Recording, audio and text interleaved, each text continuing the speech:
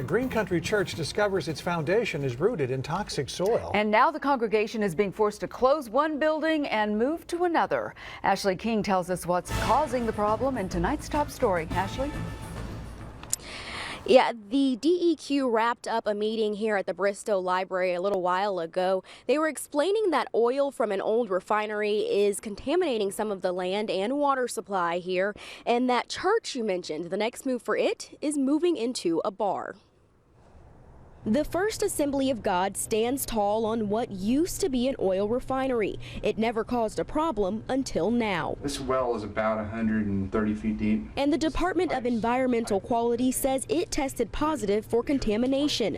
Pastor Mark Evans dropped this string to the bottom of the well. When he took it out, it was covered in oil. It's unbelievable how much, waste is in here. He says his son discovered the black bubbly goo. One day he comes up and he's got black on his hands and black on his feet. And I said, Christian, what have you been doing down here? The DEQ recently placed this 125-acre area known as the Wilcox Oil Company on the Superfund list. That means federal dollars will be used to clean the property.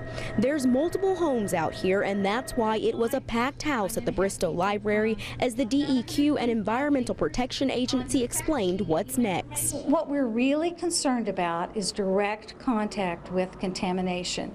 So we're going to tell people that if you see contamination, avoid that. Evans says they took a proactive measure and decided to close the church's doors. They've been having services at the First Church of God until their new place is finished. They're in the process of transforming this old bar into a place of worship. Can you imagine taking a building that once dispensed alcohol and using it as a building that dispenses God's grace?